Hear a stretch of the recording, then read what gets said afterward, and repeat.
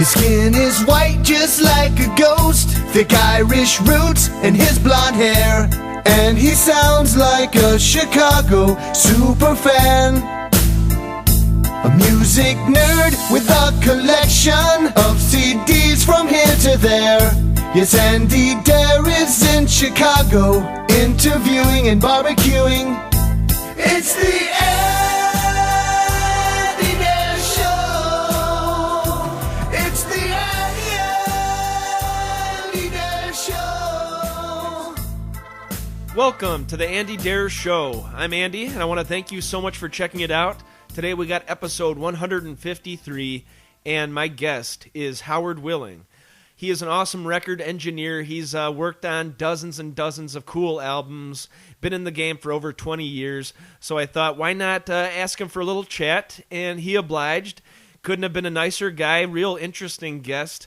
And I believe we just barely scratched the surface. We would love to have Howard back, in a few months or whatnot. And worked on stuff from artists that are so eclectic, ranging from Counting Crows, Sheryl Crow, the Smashing Pumpkins, Tupac Shakur, Snoop Dogg. He's got a whole bunch of awesome credits under his belt. And the guy just relocated from Los Angeles to Nashville. And as we say in the interview, Nashville is an area that still supports its musicians and still holds music in high regards. And there's a lot of cities in America that you really can't say that about too much anymore. So I thought, why not ask Howard a whole bunch of stuff about his career? It's an interesting chat.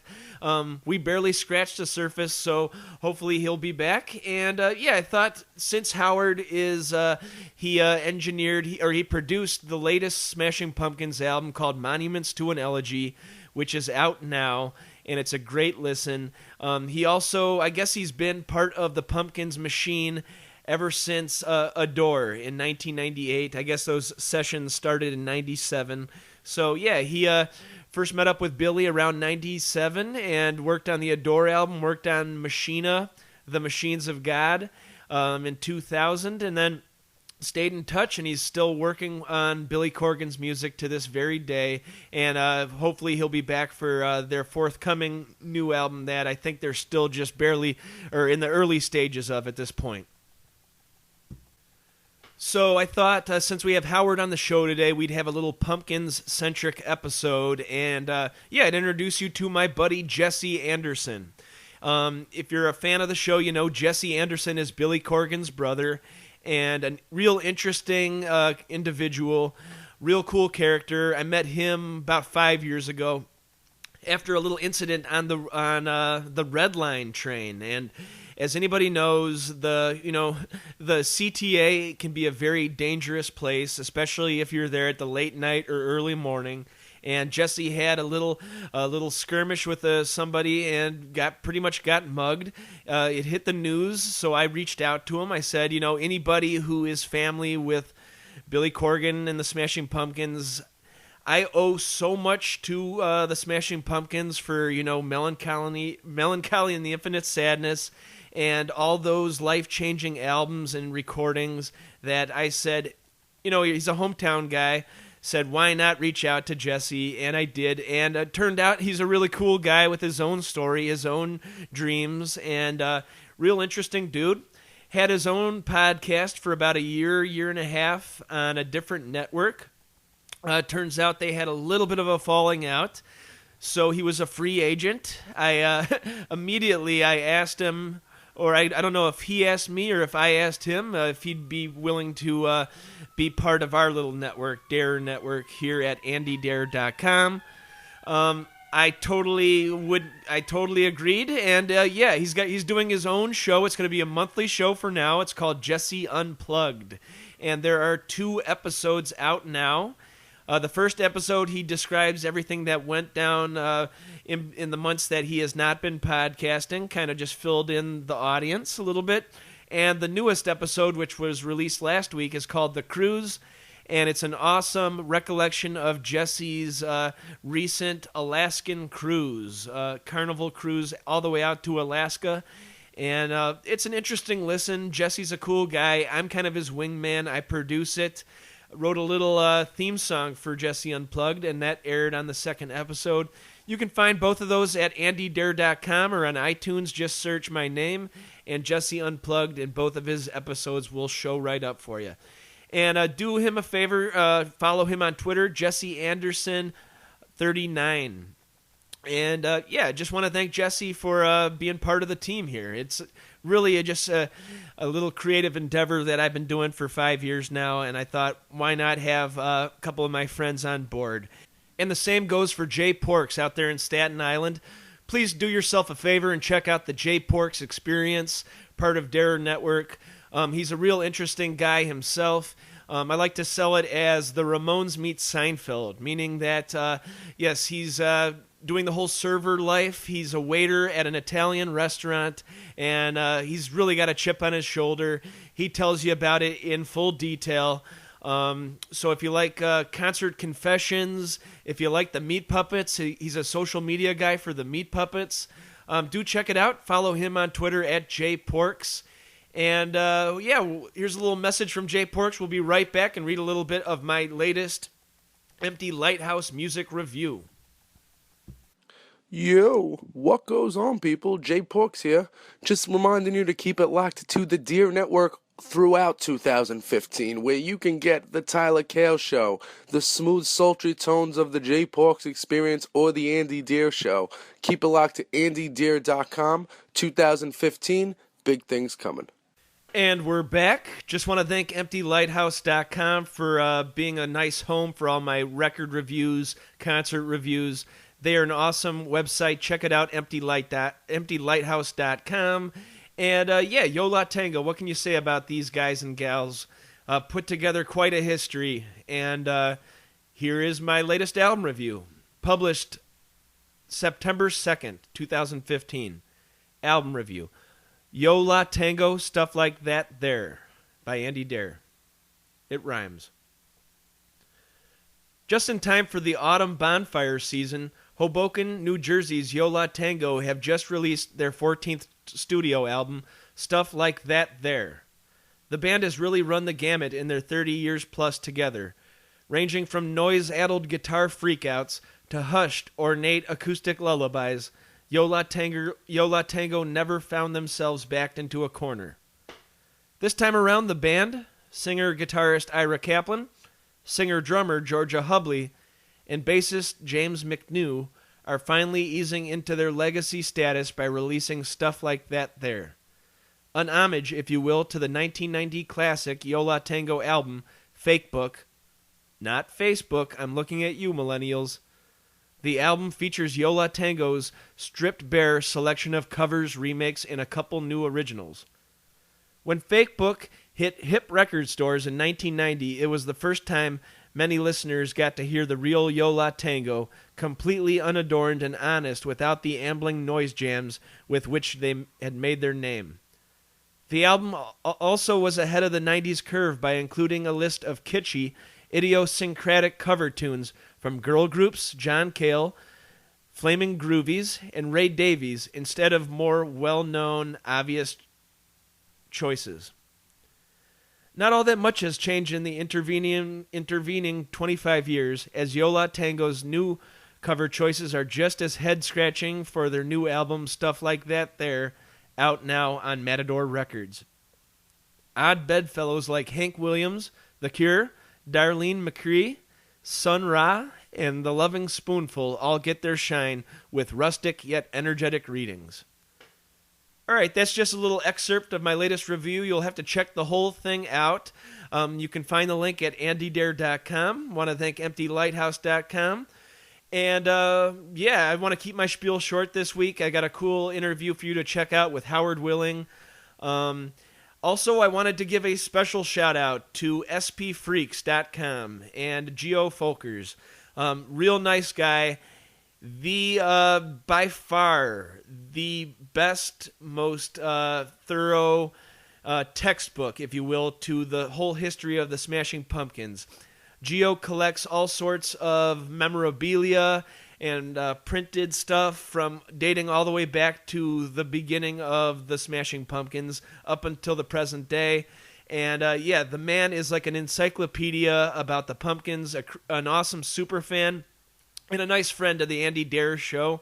So I thought we would give them a shout out. Do yourself a favor, if you're slightly a fan of the Pumpkins, check out spfreaks.com. And yeah, that about does it. And without further ado, my episode 153 interview, Willing and Able, with special guest Howard Willing.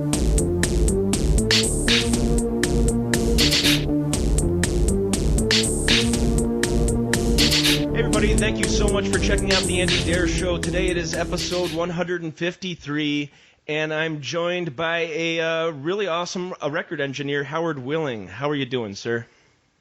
I'm doing well. How are you? Pretty good, yeah. So you're out there in Nashville, Tennessee, right? Yes. Awesome. And yeah, they can find out more at thebearslair.tumblr.com, and a whole bunch of cool info about all the albums you've worked on. Tell us a little bit about the Lair. How long have you had that recording space for? Well, I just moved out to Nashville in January of this year. Before that, it was out in Los Angeles for about 6 or 7 years. Okay, nice. Yeah. And what made you make the move out? Yeah, Nashville is a music town, and, Sure. and they really enjoy their music here. It's not quite as jaded, I find, as Los Angeles is at this point. And there's tons of great players, tons of great, interesting rock music here, indie music, of course, country music. It's just a great town, just a really great town. Yeah, I've heard that time after time, like that people still support musicians in Nashville. That whole thing of if you can play a song, they'll put you up with room and board for the night, give you a meal and stuff. And yeah, they still buy albums, and a lot of places around the country, people kind of stop supporting musicians. And I do see that in Nashville, there's still a whole lot of love for the whole record industry in general, it seems like. Yeah, you can't go into a coffee shop here without somebody being on an acoustic guitar playing a song. And the thing that's kind of frightening is everybody's great. It's really Nice. hard to find. It's really hard to find bad artists out here. People just busking. The caliber. Yeah, the caliber is pretty high. That's really awesome. So, yeah, you've been out there for a few months, and but I was reading back on your backstory, man. I've seen your name in print for years and years, decades and decades, actually. But you kind of stay with a mystique about you. You're not doing tons of interviews. You're not doing a lot of magazines and stuff like that. So, yeah, tell us about like how you first broke in with T-Bone Burnett and with that whole Counting Crows album. That was the first big project you helped out with? Yeah, I mean, honestly, it was just happened to be in the right place at the right time. He was, recording an album at the time it was called Kiva in Encino, and I was the house engineer. And T-Bone is one of these guys that he just will, if you show you that you're competent, he'll have you do work. Nice. And I did some work, and he credited me for it. So, And were you already a fan, or was this like, oh, I'm not really aware of him? Yeah. No. Of course, I was a fan of his. But the main engineer on that, has to be pointed out that it was Pat McCarthy. Sure. Okay. I just basically did additional engineering and filled in for some days. But I was there basically the whole project. They cut most of that, or the basic tracks in a house, I believe, in Laurel Canyon. And then they came to Kiva for about 2 or 3 months, and we did all the overdubs and all of that kind of stuff there. That's really cool. Yeah, I heard they had done it in his living room. Adam Duritz's or one of the guys, but they were pretty much an unknown name, and T-Bone really just, put all his money on those guys. And what a great album. I mean, it's layered, it's got a lot of depth to it, and they were able to continue that momentum for a long, long time, right? Yeah, and the thing that's interesting is T-Bone really hasn't changed kind of how he goes about his production. If you listen to the stuff that he's been received accolades for in the past 10 years or so, it's very much a part, the part that's specific and it gets its attention, and there's not a lot of stuff that kind of gets in the way, and that's kind of where he's kind of brilliant. Yeah, he doesn't cloud You know, his productions with tons and tons of stuff like the T-Bone, or like I guess the Robert Plant is a huge success with Alison Right. Krauss. That would be his next, Right. touchstone. Nice. But Sheryl Yeah. Crow, was that another T-Bone, or was that with Chad Blake? Oh, that come about. I mean, it's really going back. It's what did I do on that? I'm trying to remember. I ended up, again, it was another one of those things, right place, right time. I was working at Sunset Sound, and just ended up working with her. I don't even remember how all that came about. Nice. I do know that at one point I assisted Chad on some mixes for that. Yeah. Did you end up shooting the breeze with Sheryl? Is she a total diva or a down-to-earth cool chick? No. Yeah, she's awesome, and we would take her. I forget her dog's name from so long ago, but we would take her dog for a walk around the block, and she would want somebody to go walking with her because she wouldn't want to be walking around Hollywood alone. Sure. So I would just go for a walk with her, and we just chat and just have normal conversations, and kept in touch with her for a number of years after that. And of course, people just fall by the wayside as it does happen, but she's a really, really sweet person. Nice. Really I've heard a person. bunch of testimonials on behalf of her being an awesome lady and just completely nice to everybody who she deals with. Then here's one that I had no clue about. Your whole connection with Death Row Records and Tupac and Snoop and all those guys. Were you aware of the media hailstorm that was happening at the time, or was this just another thing of I just helped out right at the last moment, or did you met Tupac and all them? Yeah. My first session at Death Row, which was Can-Am, it was Can-Am Records, and they basically took over that studio, was with Snoop and Tupac. It was like, a duet, I guess you'd call it. Two of America's Most Wanted? Is that what? Two of America's Most Wanted, but, Snoop was totally awesome, just really, really great guy, as you can imagine. And, you see him on TV, he is that guy. Sure. And Pac was total pro. That's the only way to really put it. Total pro, wanted things, done right the first time. And, sure. As long as you did that, he was cool. I feel like he might have known that his time was coming just through all of his lyrics and his albums and all that. So maybe it was like, hey, we have no time to waste.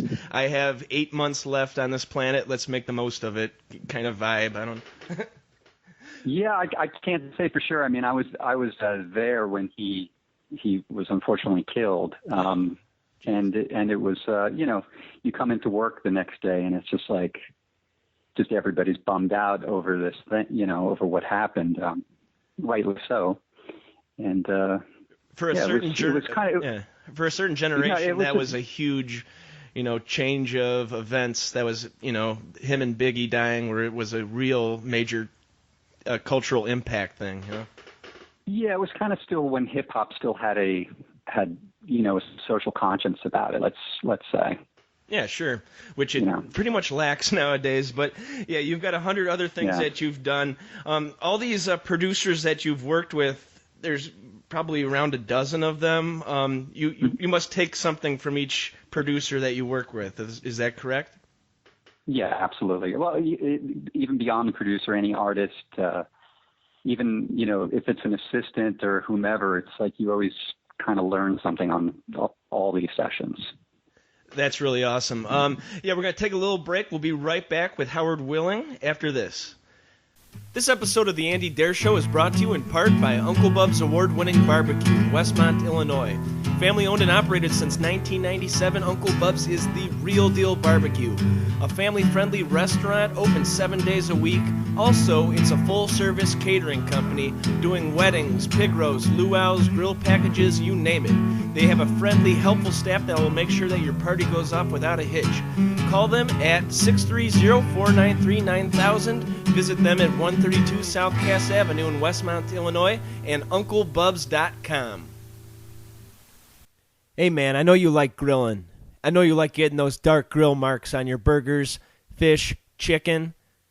And I know you don't want to just dry your meat out like you're cooking with a hairdryer. Why not get the Man Grate and click through the AndyDareShow.com's banner so we can keep the lights on here at Honeycomb Hideout Studios in gorgeous Westmont, Illinois. The Man Grate. This episode of The Andy Dare Show is brought to you in part by Record Utopia, a music lover's dream with thousands of vinyl records, musical instruments, and sound gear. They buy, sell, and trade. Give them a call at 630-963-1957. Visit them in Westmont, Illinois at 309 West Ogden Avenue, on the web at recordutopia.com. It's always a good, relaxed atmosphere. Check them out, Record Utopia. All right, we are back with Howard Willing. I wanted to just ask you a few more questions. Thanks for taking the time out. But as everybody who listens to my show knows, I'm a huge Smashing Pumpkins fan. Guy grew up about 10 minutes from where I'm recording this. Got to help out with Resistance Pro and a bunch of stuff throughout the years. Melancholy and the Infinite Sadness, if I can say it, is my favorite album of all time. But you crossed paths with Corgan starting with the Adore sessions, correct? Yes, yeah.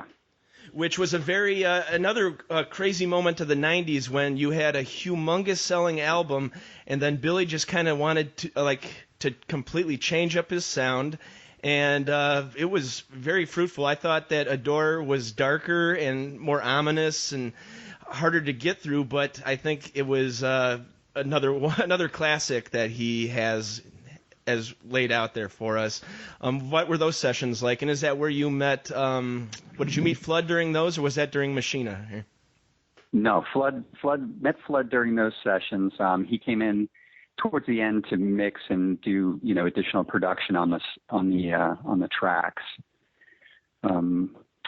Yeah, I mean, that record was really interesting. I mean, it was a whirlwind of basically 6 months, if you can call 6 months a whirlwind. But, just crazy amount of learning and a crazy amount of experimentation, especially for the time. I mean, I think people take for granted these days with Pro Tools and, digital, everything digital and presets and all of this stuff. It's really easy to kind of get a track together within 5-10 minutes. But if you think about the time, Pro Tools wasn't really prevalent. We used it, but you didn't quite use it the way that you use it now. And Billy was going for something, kind of like that folk electronica thing. And it was just a crazy, crazy record. It was awesome. It was awesome working on it.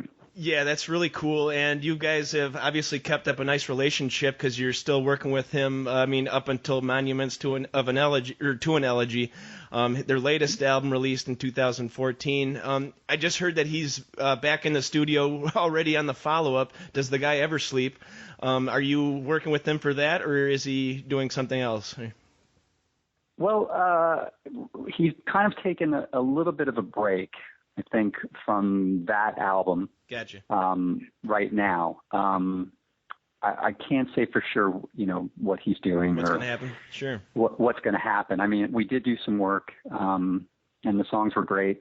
They were really interesting, but I think he just kind of, wants the group, and, as he does, he'll come back with, another batch of great songs that you'll just be like, well, how do we pick which ones to do? Yeah, the Monuments album was awesome as well because it's another one that didn't sound like Adore, it didn't sound like Melancholy, didn't sound like Zwan or his solo stuff.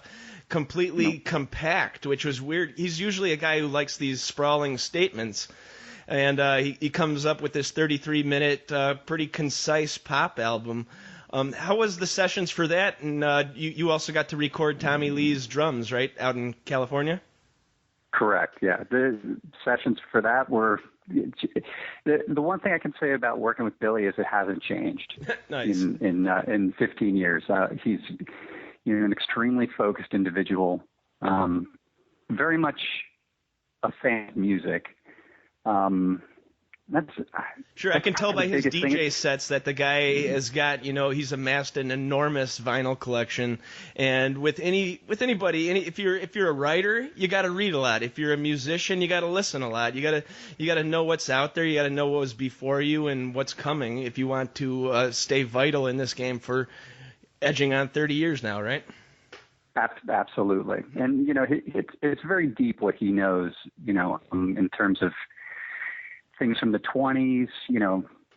He just pulls things out, and sometimes I'll sit there and just think, what the hell are you talking about?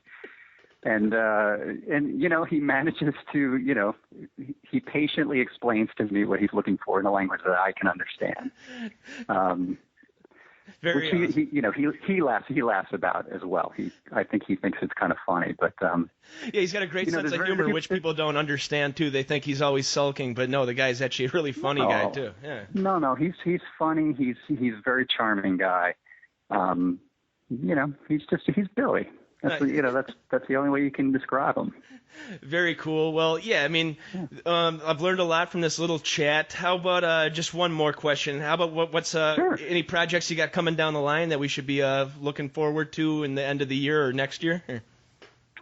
Nothing right now that I can actually talk about. Gotcha. Unfortunately. Okay. Can anybody book time at the Lair, or do they have to be friends of yours, or what? Anybody can kind of inquire, but nice. it's a bit picky. Gotcha. Nice. And they can find out more at thebearslair.tumblr.com. And if you're interested in booking some time with Howard, if you can fit it into your schedule, hit him up. And man, I just learned a lot. It was really cool talking to you. I've always seen the name, but I just wanted to inquire more about it. So.